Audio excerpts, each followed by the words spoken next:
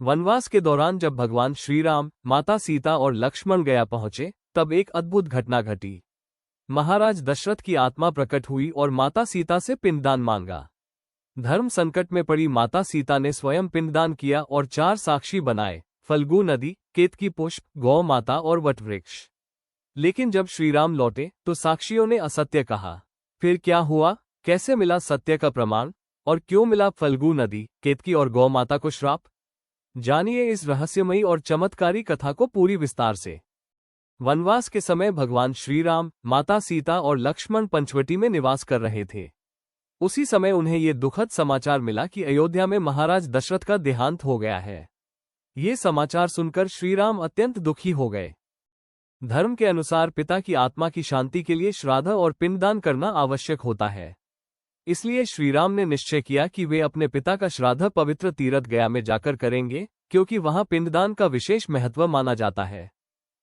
कुछ समय बाद श्रीराम, सीता और लक्ष्मण गया पहुंचे। वहां पहुंचकर उन्होंने विधि विधान से श्राद्ध कर्म की तैयारी शुरू की।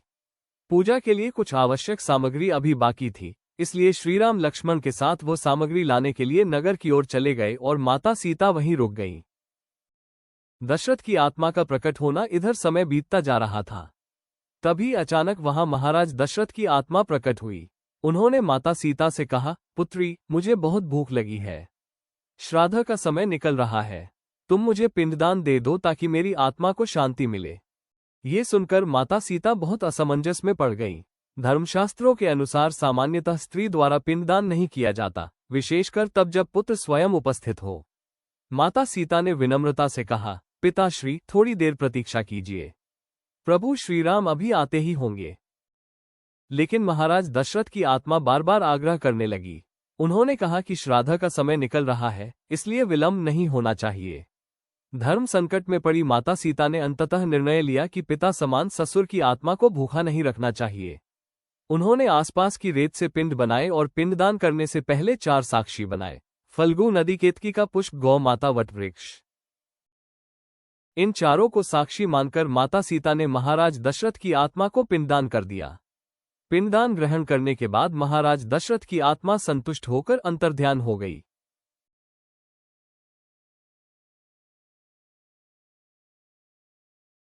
कुछ समय बाद श्रीराम और लक्ष्मण वापस लौट आए। माता सीता ने उन्हें सारी घटना बता दी, लेकिन श्रीराम को आश्चर्य हुआ। उन्होंने कहा, सीते, ये कैसे संभव है? पिंडदान तो पुत्र द्वारा किया जाता है। इसका कोई प्रमाण है?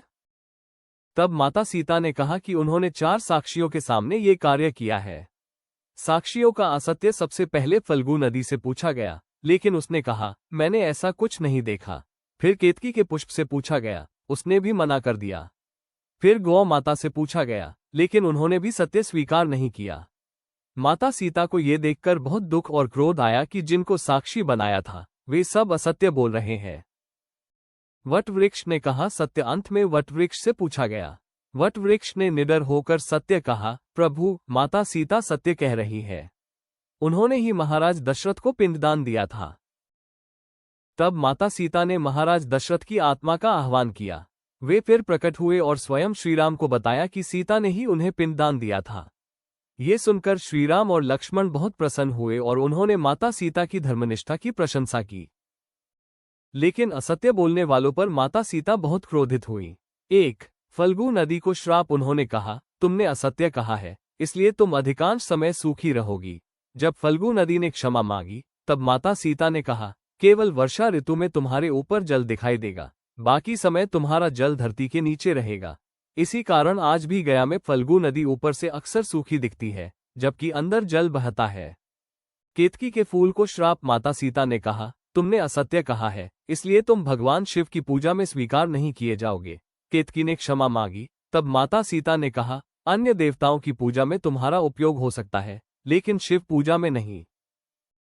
गौ माता को श्राप। माता सीता ने कहा, जिस मुख से तुमने असत्य कहा है वह मुख अपवित्र माना जाएगा और उसकी पूजा नहीं होगी।